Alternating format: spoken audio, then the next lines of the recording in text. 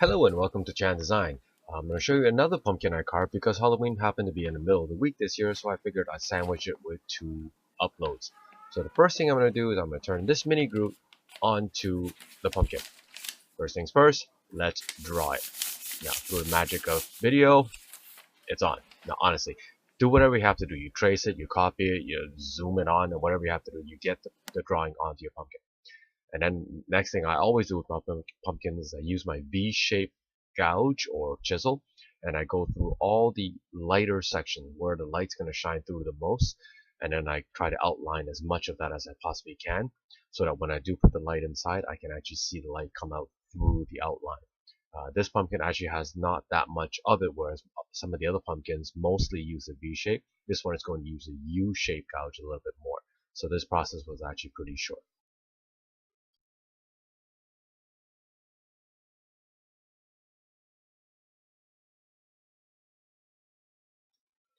This pumpkin to carve actually took me about 30-35 minutes of carving time plus the 10 or 12 minutes of drawing time. So overall it wasn't a super long pumpkin to do, but because of the so many lines and the different shading that I ended up with, it took a while to do the U-shaped carving. So what you're watching right now is fast forward to about 8 times the carving speed that I was doing.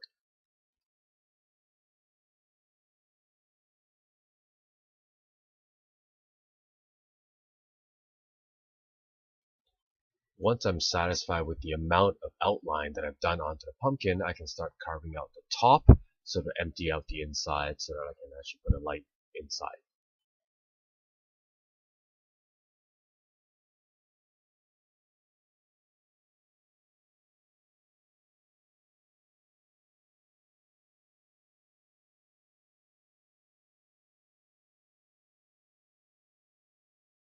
So with the inside of the pumpkin decently scraped out, I place a light inside so you can get to see what the outline looks like when it's lit up.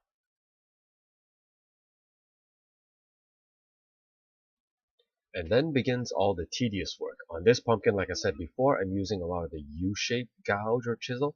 So I'm slowly taking off mini layer at a time to try and reveal a little bit of light each pass.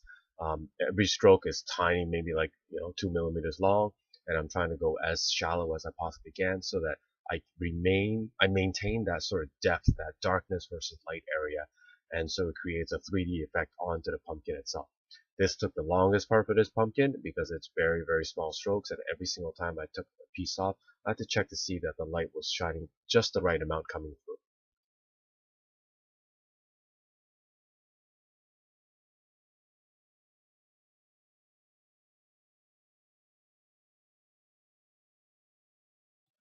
Every now and then I would switch back over to the V shape there were areas where I felt like I needed a sharper, lighter section to show up. I would switch back to the V shape chisel to try and push those areas through.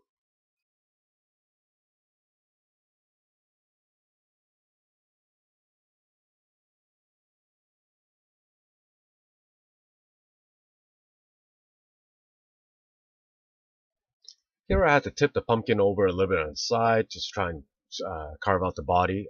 Apologize for that. You can't see much of the work that's happening because the lid fell off and obviously the light shines right out. But I'm trying to get the body because I put it so low on the pumpkin that I had to tilt it to try and carve it.